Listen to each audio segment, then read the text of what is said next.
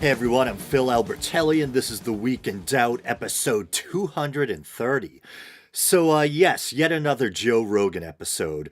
Don't worry, I'll do something different next week. I know maybe it seems like there's kind of an inception thing going on, a podcast inside a podcast. I couldn't help myself. I was watching Joe Rogan's podcast again, and he had Michael Shermer on, and they touched on some really interesting topics. So, most of you listening have probably heard of Michael Shermer.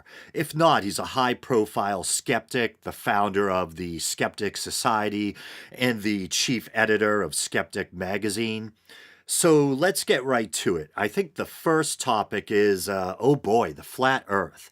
And Joe and Michael Shermer do a pretty good job of debunking this nonsense.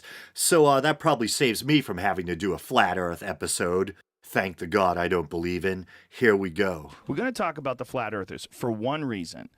The reason why I wanted to bring this up is because I think there's a lot of folks out there that are super gullible, and I think they're being trolled.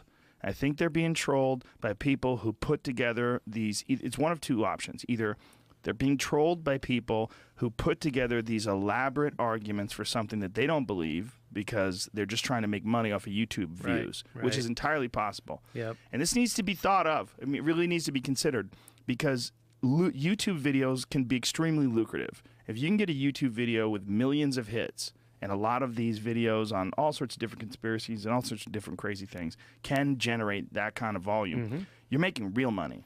Pennies on the dollar, but if it's millions, Yes. you can, It starts becoming real money and if you do a bunch of them and you do them on a regular basis, it becomes a gig. It becomes like what they do. They create these silly videos.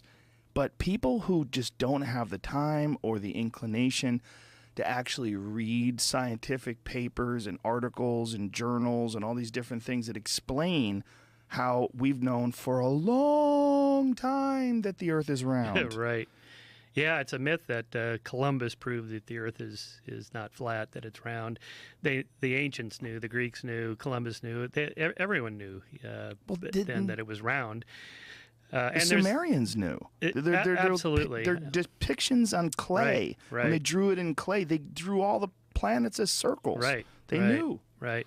I mean, there's some obvious simple ones anybody could do. If you see an eclipse, like a lunar eclipse, you can see the Earth's shadow on the moon. It's round.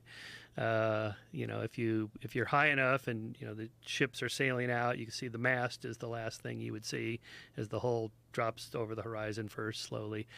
There's things like that we know the Earth is round. You travel around, you come back to where you started.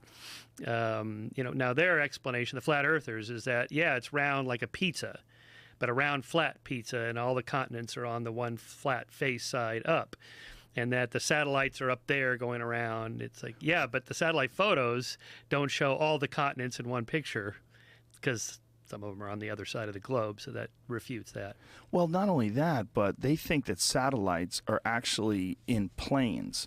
They're in planes in low Earth orbit that are just circling around. There's no actual satellites. They don't even believe in satellites. Yeah, so back to your original comment, some of these recent ones are so crazy that you can't help but think, okay, they don't believe it. They're just yanking our chain for maybe financial reasons. But that does get to the question I always get, which is, do these people really believe it? The cult leaders, the people that make extraordinary claims, are they just making this stuff up? People make shit up all the time. It's called fiction fantasy. Or do they really believe it? Are they, true believers? And, it's hard to tell. It's hard to get inside people's heads. The old flat earthers in the 19th century, I think they really did believe it. There wasn't much money to be made, on those kinds of things. I mentioned the Alfred Russel Wallace, who was the co-discoverer of natural selection with Darwin. I wrote my dissertation on him and wrote a biography of him. And he was quite the colorful character who was so open-minded to new ideas that he was also gullible. So open-minded enough to see this radical new theory of the evolution of life by natural selection. That's good. Pioneered other fields like biogeography and so on. But he also was really into spiritualism and phrenology, seances, channeling, all that stuff. And then he encountered an ad in one of the natural history magazines for this 500-pound bet if anybody could prove the Earth is round. So he devised a test, and he went down to the Bedford Canal, which is a long, straight, like 10 10 kilometers long. You can see the whole distance. And if you put these little sticks in the ground with markers on them, and you get a little telescope like a surveyor's scope, and you line it up, you can see that it bends. So at each point, the stick is 3 meters above the ground at each point, and but you can see that it's dropped down in the last one, so it's bent. So he won the bet. But he didn't get paid, of course, because these people are cranks. And so we had to take him to court. This ended up costing him about 15 years of his career, just wasting time, writing letters and getting court dates and suing this guy and, whatever. Just to try to win the bet? Yeah, just try to win the bet. So, and of course, what happens, you get caught up emotionally. Like, I'm not going to let this bastard get away with this. He should have just cut his losses and left. But anyway. And I found these letters that this guy wrote to the the Royal Geographical Society about Alfred Russel Wallace. You have one member of your society that should be, he's a quack and a crank, and and he wrote letters to Wallace's wife. You better not sleep in your bed at night quietly because I'm coming to get you guys. And it's like like death threats. Yeah. So it's always questionable to deal with cranks because some of them are a little mentally deranged. Sure, and they can attach themselves to someone like Wallace or Darwin or anybody else. If you can somehow or another connect yourself to them in some sort of an argument, it's kind of legitimizes you, at least in a way, because that person's giving you attention, that person's engaging you, and it elevates your standing. And then whenever two people are arguing, a certain amount of people are going to choose sides. They're just going to, even if what you're saying doesn't make any sense, there's going to be a gang of people that go, I like what he's saying, and they're going to join in. And people they love to be on a team. They want to be on Team Wallace or Team Crank. Right. That's a natural part of people. Well, and that's also why people, like a lot of the creationists, want to debate Dawkins. Yes. Because he's the guy. He's the number one top, best-known biological scientist in the world.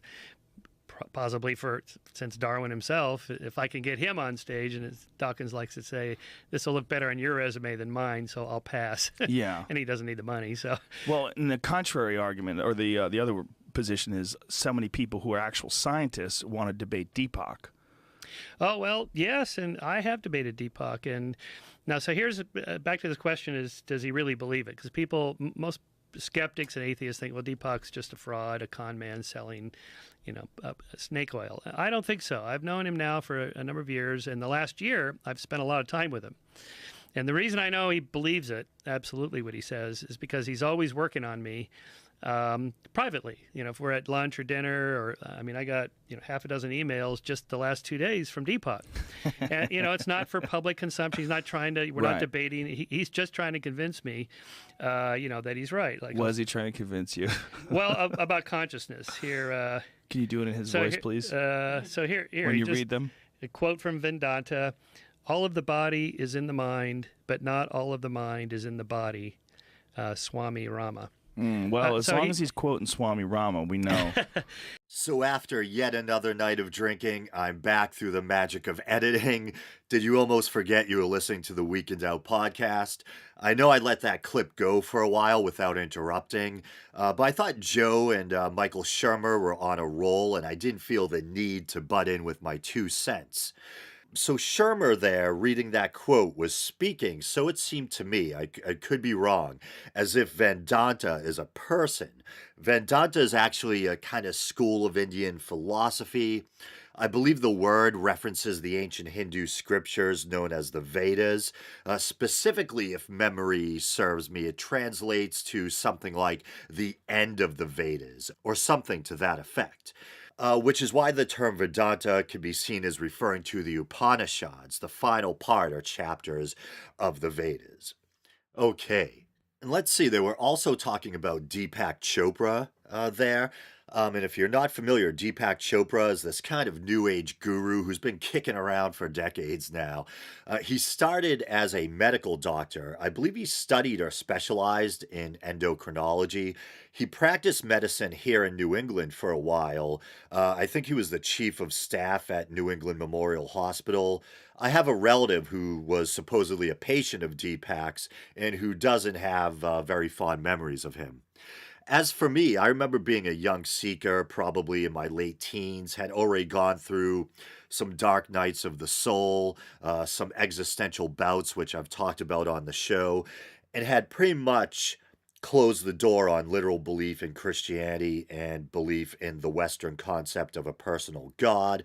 And I entered this phase where I got really deep into meditation and Eastern religion and spirituality. And I used to watch Deepak Chopra's talks on PBS, and I even bought his book, The Seven Spiritual Laws of Success. I remember telling my best friend, who was technically still is the bassist in our band, that I was going to apply what I read in that book and it would help us get famous and succeed as a band. And man, I'm cringing just talking about it. We never did get that recording contract. I want my money back, Deepak. Kidding. I'm sure I've lost the receipt by now. So next, Joe and Michael Shermer are going to talk about something I've been dying to discuss on the show for a while, and that's this idea of achieving immortality by uploading consciousness. I have issues with the idea, simply because I don't think it would actually be you. I think it would be a simulation of you at best. But I'll chime in again in a bit. So here's Joe and Michael talking about aging and technological methods of trying to achieve immortality and so forth. So I just reviewed this another book for Wall Street Journal called "Why Men Age," about aging, what we know, and we know a lot, but we also know there's a lot there's only so much you can do. Why is it just men? The guy he's a doc who treats men for aging. Was there a specific difference? Well, there are some differences, but I think from a marketing perspective, there's already a bunch of books for women on aging. There's not much about men. And anyway, that was it. It doesn't really matter because it's really all the same process. Ultimately, your telomeres will get you. So Michael Shermer just mentioned telomeres there, and you may have heard of them. There's been a lot of talk of telomeres and their role in the aging process lately. So here's kind of a concise little definition of telomeres and what they do from a site called Telomerase Activation Sciences. Okay. Our cells replenish by copying themselves. This happens constantly throughout our lives. Telomeres get shorter each time a cell copies itself, but the important DNA stays intact. Eventually, telomeres get too short to do their job, causing our cells to age and stop functioning properly. Therefore, telomeres act as the aging clock in every cell. Telomeres are shortened as we age, but telomeres can also be shortened by stress, smoking, obesity, lack of exercise, and poor diet. And I have something of a sweet tooth, and I remember kind of a scary news story not long ago that was suggesting that drinking soda could do as much damage to your DNA or shorten your telomeres as much as, say, smoking could. But for some reason, I think it was specifically soda with corn syrup in it. So I don't know if the same holds true for cane sugar or whatever, but I imagine a high sugar diet isn't good for you in general. So I could be in trouble. And ironically, it's 11 in the morning and I'm already drinking Coca-Cola. And they don't even put cocaine in it anymore. And the idea, well, we live twice as long as our ancestors did a century ago. Yeah, that's true, but really no one's living above 120. Just more and more people are pushing up to the upper ceiling because of public health and just general stuff we do that makes us healthier. But in terms of longevity and aging, you can't stop it. All you can do is kind of hopefully slow it down a little bit, and you want to have a higher quality of life the further up you go, as opposed to lying in bed with tubes for the last 10 years of your life or something like that. So that's where the future research is, where the breakthroughs will come. Not radical life extensionists that I've also written about. We're going to live 500 years. Shermer, don't you want to live 500 years? I said, look, just get me to 90 without Alzheimer's and cancer, okay? Let's just start one decade at a time. It's just easy. Yeah. Because the problems are really complex. Well, I think the quality of life thing that you mentioned is one of the most important things. Like I have this phrase that I've said many times, but I'm going to say it because it fits right here. We all love to sleep, but everyone's afraid to die. We love to shut off. We love to shut off at night. Everybody loves it, and we look forward to it. But that one big shut off when you're not coming back is just too fucked up. It's just too much. Well, but here I think it's inevitable. This is in my next book. I have a chapter called "Afterlife for Atheists." So these are not just the radical life extensionists, but the mind uploaders. And so, you're going to scan your connectome, put it in a computer, and then, you'll wake up in the computer like Johnny Depp in that Right. Transcendence movie. Here's the problem. When you go to sleep tonight, you wake up tomorrow, maybe you're groggy for a few minutes, but then you're back. You still feel like you. There's a continuity between today and tomorrow. Or you get general anesthesia surgery, you wake up, you're groggier for a little bit longer, but the continuity comes back. It's still you. I think Michael Shermer brings up a very interesting point with the mention of continuity. There is this weird aspect to waking up, whether it's waking up in the morning or waking up after surgery. I think I've had 3 surgeries now. And I think that's even more profound when you finally regain consciousness after being in that deep anesthetized state during surgery. It's almost like you're popping back into existence again, and you're like, whoa, where was I? And as Joe said, we love sleep, though. People love to turn off and go to sleep, try to forget their worries at the end of the day. But we fear death. No one wants that big final shutdown.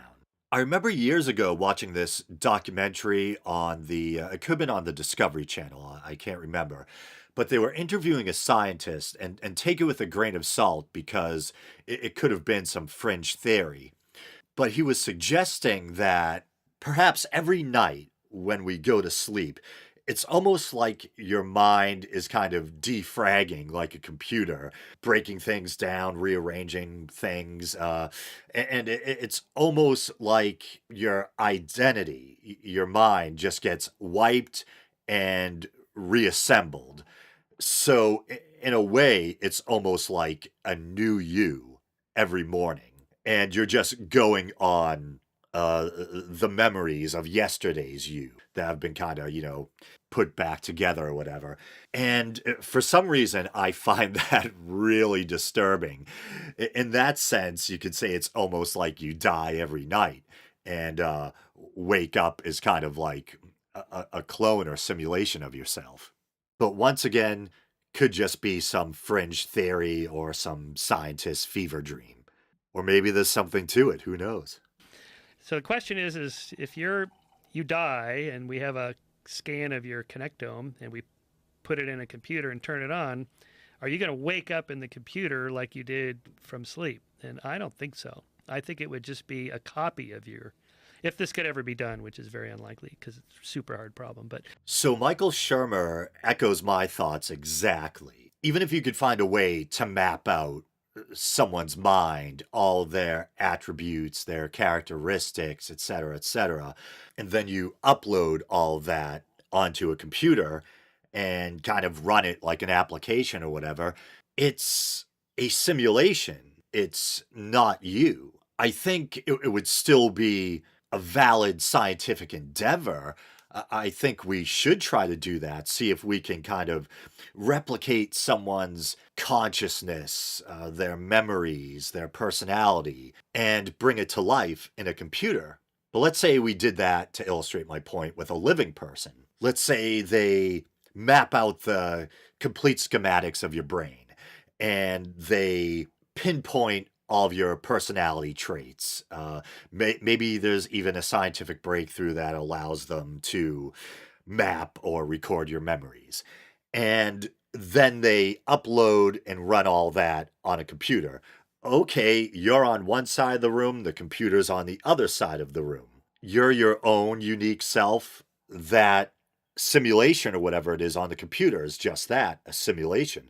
The technology would be really cool, and I think we should still pursue it. But I don't think we should be working under the assumption or the delusion that that's somehow actually you, and that there's real continuity there between you and that simulation. They're 2 different things. To think otherwise is, I think it's just wish thinking. It still might be nice for the family. They can interact with this simulation and remember dad. It might be a kind of fancy version of keeping Fluffy's ashes on the mantle. let's just say it could. I think there's a break in continuity from death. You're dead. That's it. And this thing we have is a copy of you. It would be like if we cloned your body and then you die and then we reconstruct the body and there you are. that's not you, not first person through the eyes, me. It's just a copy of me. Devil's advocate. If I was going to play devil's advocate to that, what I would say is, with our current understanding and abilities right now, you're correct. However, whatever we have right now, whatever we are right now, if we can understand it down to the subatomic particles, if we can literally understand you as a person, like you as you stand right here, September 15th, 2016, if we can understand every single aspect of you, including consciousness, we're not there yet. Obviously, there's a lot of debates and there's a lot of struggles, but we're looking at it in terms of what our current understanding is. If we looked at it in terms of the understanding of people that lived in the year 100 AD, it would be a completely different idea of possibilities. Like, our possibilities today are incredibly expansive in comparison to people that lived in 1776.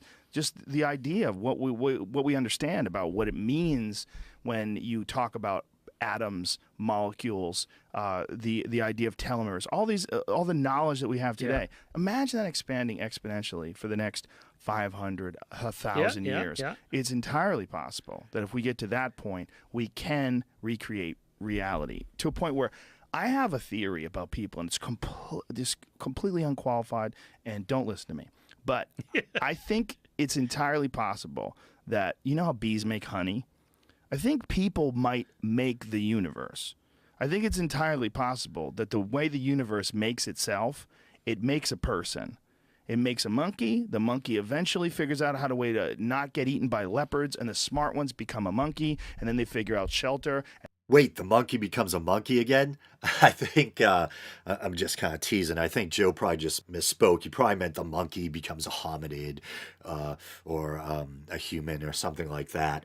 And this theory of Joe's, or should I say hypothesis, because theory in the scientific sense, blah, blah, I'm not getting into that again. But whatever it is, this idea of Joe's is pretty wild. And then they figure out agriculture, and then they really get going. And once they really get going, what they start doing is creating technology. They create in the form of a wheel or in the form of a bucket to carry the water, so they don't have to keep drinking out of the river and getting crocodiles and fucking giardia, and everybody's dying from inborn disease. We figure things out slowly but surely. And along the way, they make better and better things until they develop computers, until they develop artificial intelligence. They make something that can think for itself. And then they put that thing to work, and that thing gets better in 2 weeks than 10,000 years of human development, right? Mm-hmm. And I think that thing probably is how the universe gets created. That the universe, like this idea that the universe has no beginning and no end, and it's this infinite cycle of maybe it does that through people. I like how Michael Shermer is like, it could be a good chance he's just trying to be polite there.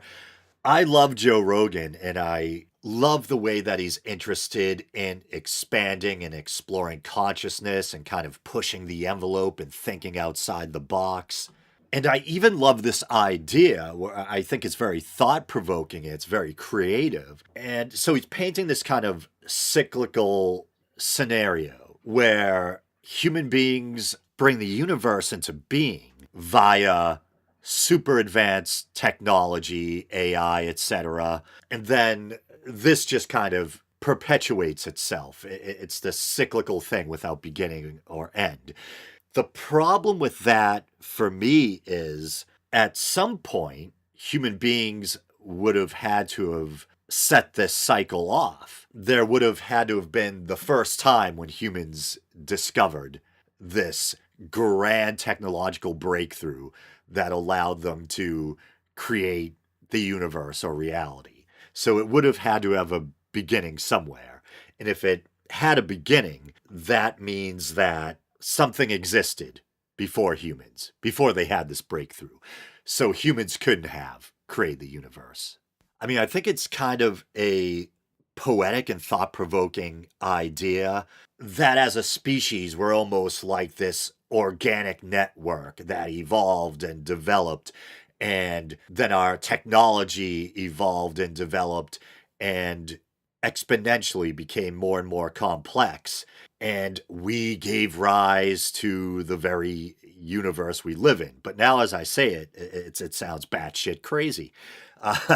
So kind of a beautiful, wild idea, but very problematic. And I think it's almost like when people talk about God or the universe, you run into the problem of infinite regress.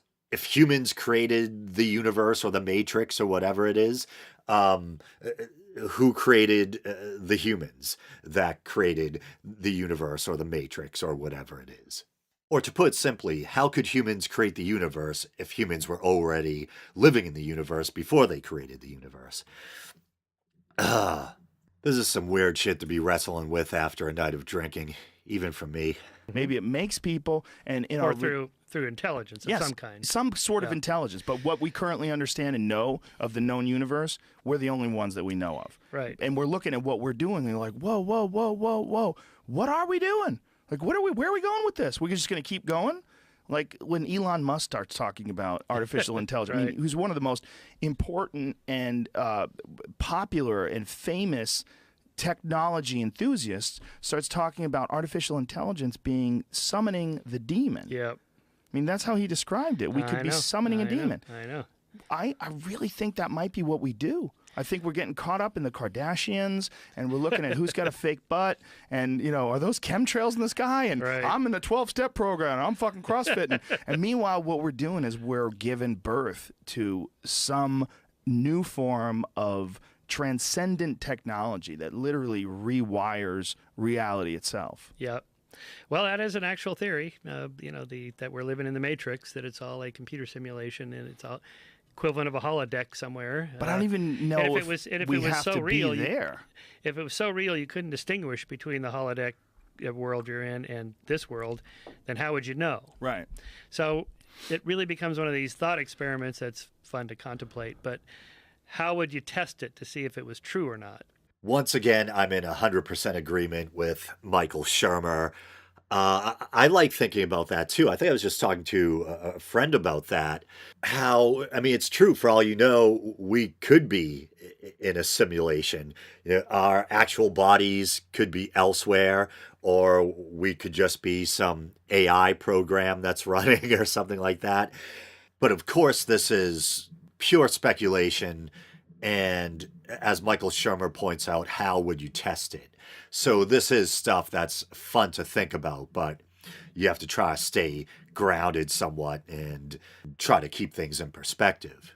And so there he is. What is this? What are you pulling up there, I just Jamie? Googled his name in AI, and this came up from yesterday. He's Oh, talking God. about neural lace. Oh, my goodness. Well, this is, Kurzweil's been talking about this for a long time. The singularity really will come about with a fusion between human intelligence and artificial intelligence. Well, for people who are listening, read the title there, Jamie. What does it say there? Scroll up. There, Elon Musk hints at neural lace project to fuse AI with the human brain. Right.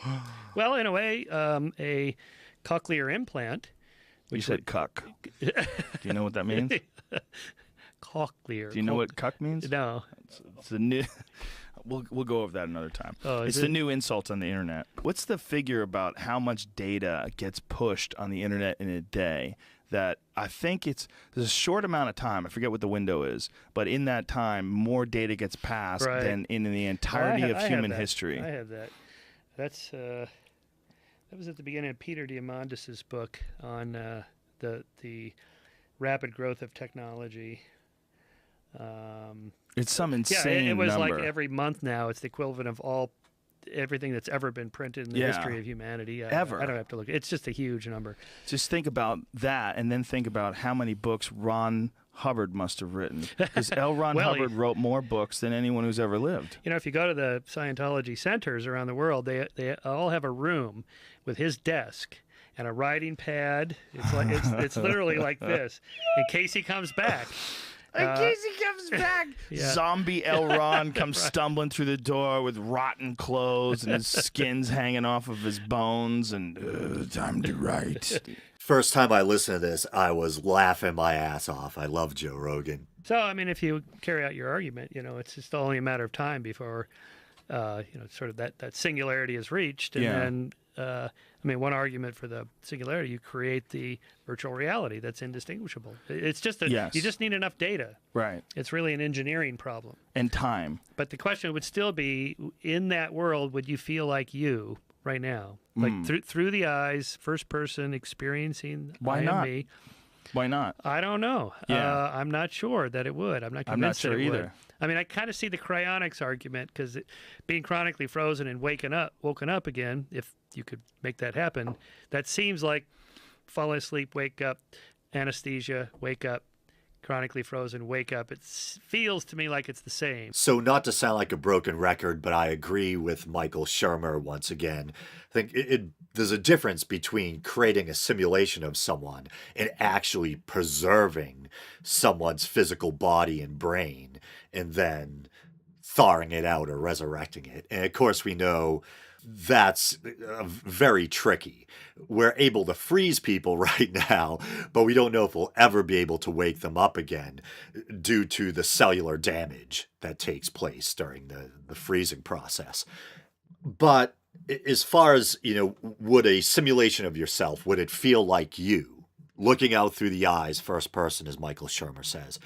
It might for the simulation. The simulation might think it's you, but it's still a different entity than the original you. The original you could be long gone, rotting in a grave or whatever.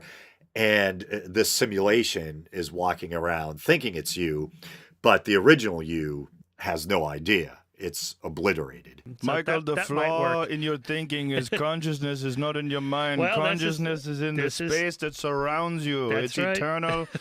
It is transcendent. I needed to study him to get a good Deepak impression, because that one's racist as fuck. That one is just your average Indian guy. Well, this is what he argues. Yes. That when you die, your consciousness, your mind, goes to where it was before you were born. Yeah, but the problem is you don't fucking know that. Well, He no one doesn't knows. know. No one right? knows that. So I you mean- can't say that that's what it does. My argument is, well, where were you before you were born? I mean, most people go, well, what do you mean? It's a non-question. I wasn't anywhere before I was born. Right. And when you die, you won't be anywhere now. So, Maybe. But Buddhists think that, that you just return to the consciousness in the sky, the force, wherever it is. I think our number one problem is that we try to have a place where you go. We try to have an Right. explanation. Yeah, we feel like it's a place. But Deepak tells me this is completely wrong way to say it. You're not going any place. There's no place. Well, here's the problem even with that. I think there's an issue with saying that you know anything about what happens after death. Right. You could have a ton of theories. You could have like possibilities that you ponder. You could sit down and be as creative as you want. You could start and think about the number of known stars in the universe, and then start to perceive how immense the universe is and what is going on in consciousness itself. And when it ends, does that energy go somewhere and become something that we haven't considered? You could do that all day long. Right. And it's fun. I was surprised Michael Shermer didn't bring up the kind of misuse of the term energy there, which people often do when talking about the spirit or the soul and how it might be able to survive death, because there's that misuse of the first law of thermodynamics, how energy is neither created nor destroyed. But of course, that's referring to the physical sciences, heat, etc., not some vague notion of spirit energy. But the problem is when anyone says they know, Right. you go back to become a baby again and you start the world from... How the fuck do you know? You don't. The answer is you Right. don't. Right. It's interesting to think that you might be a baby again. It's interesting to think that you might live... Like I've heard I forget what religion promotes this possibility, but that you live your entire life over and over and over again until you get it right. And that's where the term Well, like- old soul Right. comes Reincarnation. from. Like you're running it Hinduism. like you're obviously a very wise man, Michael Shermer, so you probably were an idiot a few 100,000 Making generations ago. progress. But Right. you've gotten to this point where you've figured out how to live your life very harmoniously. And in doing that, you exhibit all the traits of an old soul. This is instead of, there's certain people out there, we all have seen them on the internet that do ridiculous things, and it's just like, why are they so stupid? Why are they doing? Well, maybe they've only this is their third or fourth they're go in a around. pre-carnation. Yeah, Yeah. Maybe that is entirely possible. We don't know. You don't know why you were born. You don't know what happens when you die. The problem is in saying that you have an explanation. Right. Whether it's a materialist, very cold scientific analysis of the possibilities in terms of like what we know today, and deny any possibilities of anything being anything other than death being the end. Like that, we don't know that either.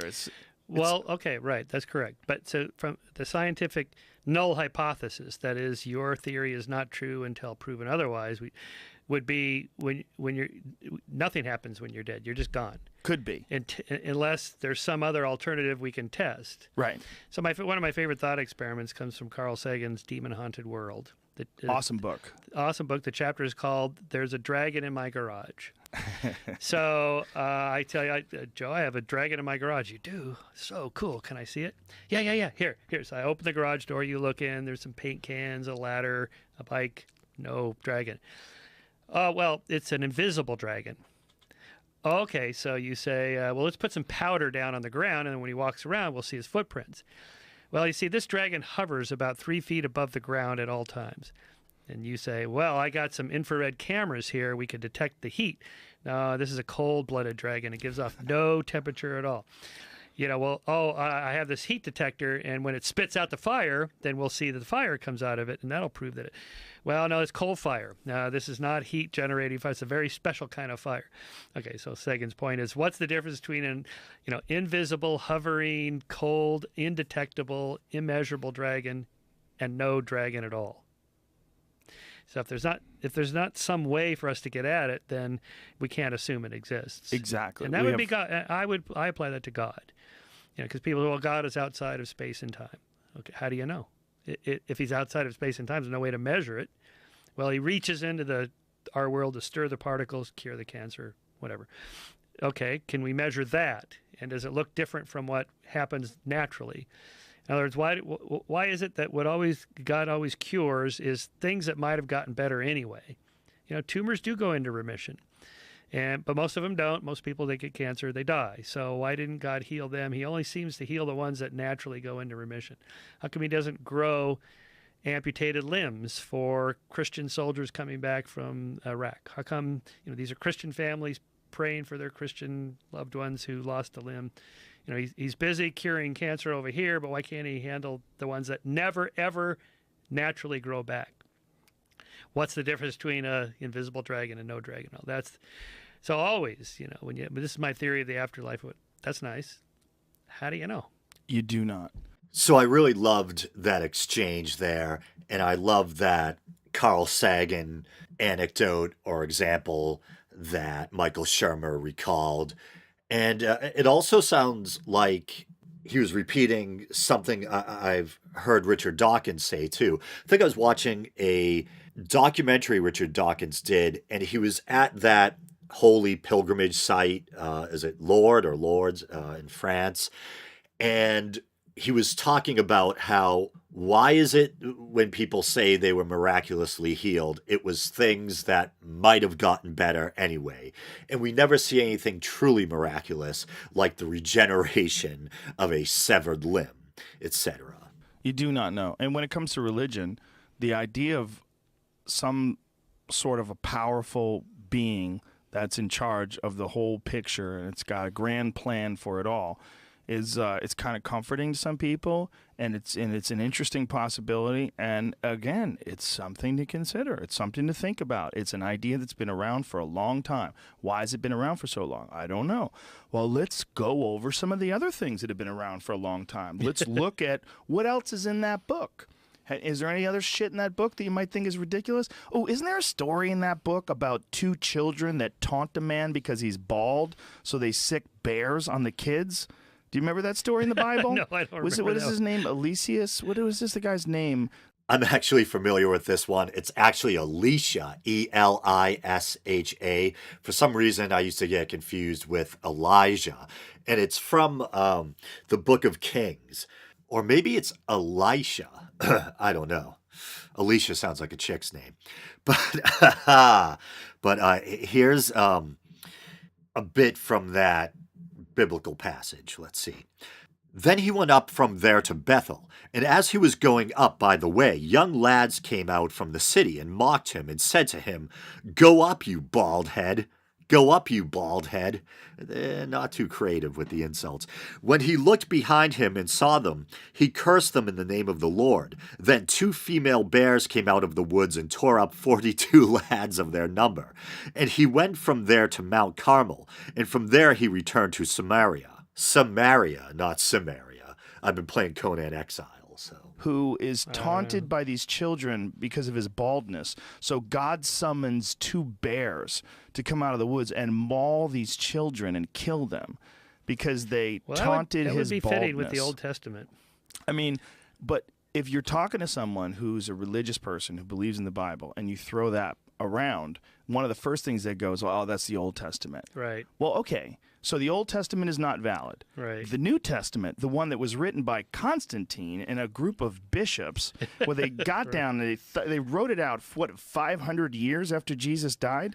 Constantine did not write the Bible. He lived in the 4th century. He's often referred to as the first Christian emperor. Whether or not he converted to Christianity for political reasons or out of sincere conviction, or whether he actually converted at all is still a matter of some contention, or could have been a mixture of political and personal motivations. It is known that Constantine's mother, Helena, was a devout Christian, and according to tradition, at an elderly age, even helped locate some of the supposed holy sites in the Holy Land. There's this erroneous notion that's been perpetuated by books like the Da Vinci Code that the Bible was written at the First Council of Nicaea. It was actually sometime afterward, not too long afterward, relatively speaking. Constantine commissioned Eusebius, an early church scholar, to kind of assemble and prepare 50 copies of a Greek language Bible that would contain, a decided on canon or collection of books. Yeah, just to give you some perspective, the First Council of Nicaea was in 325. Constantine commissioned Eusebius to produce 50 Greek language Bibles in 331. That one's legit? Right, I see your That point. one's legit. Yeah. Well, that's a more ridiculous one ever, because Constantine wasn't even Christian. Well, yeah. Well, so I mean, the Gospels appear to be written 30 to 60. The first one, 30 to 60 years after Jesus died. Book of Mark. The others were copied from Mark. Obviously, John is really weird, and no one knew him. These weren't the Gospel authors didn't know. They weren't his disciples. They didn't know him. So this is secondhand, third hand, whatever. And there was a committee that decided what Gospels got in and what Gospels the just Gospel of weren't Thomas, valid. for example, was voted out. Why? Well, yeah, who knows? Thomas is one of what's known as the Gnostic Gospels. And it is true that, men decided which books would be included, which wouldn't. But it wasn't at the First Council of Nicaea. I don't know if that's being suggested once again there. At the First Council of Nicaea, what they really accomplished, I think, was agreeing on a date for Easter, trying to pin down the divine nature of Jesus and his relationship to the Father. And I think they came up with the first part of the Nicene Creed. And I probably don't need to say it, but I'm an agnostic atheist, but I believe in just trying to get the history right. Took a Twitter poll. They took a Twitter poll, yeah. It really Equivalent is. They got all together. Medieval Twitter poll, yeah. In any case, when did Jesus become a conservative? I mean, in the Gospels, he talks about giving up your belongings, taking care of the poor. They hung out with hookers. The chances of a rich man going to heaven or like going through the eye of a needle. You Dude, can't do it. he was a winemaker. Yeah. He made wine for people. Carpenter. I've never necessarily heard of Jesus referred to as a winemaker per se. Joe might be referencing the story of the wedding at Cana, where Jesus supposedly performed this miracle where he turned water into wine. I've heard some people speculate that this may have been a parable, which in part the purpose of which was to try to put Jesus in opposition against or in competition with or above the Greek god Dionysus, who is one of, if not my favorite mythological figures. Dionysus is not only a god of wine and intoxication, but a god of death and resurrection, a god of primal or primordial ecstasy. Yeah, definitely one of my favorite figures. I've actually been contemplating getting a Dionysus tattoo, which would be my first tattoo. We'll see what happens. Yeah. Right. So his conservative values would be suspect if you actually read what he said. Well, yeah, I mean, all the depictions of him, it looks like a fucking hippie. It looks like a dirty white hippie. Somehow or another, a white guy grew up in the Middle East in, the year zero. Like, I have a feeling they probably looked like they look now. Don't you think? I mean, why does that guy look so like, he looks like a lost kid who lives in Idaho. Like he's rebelling Right. from his parents and... Well, I think that's what made The Life of Brian such a great film. Yes. The Monty Python. It's like they really nailed it. And they nailed it a long time ago. Right.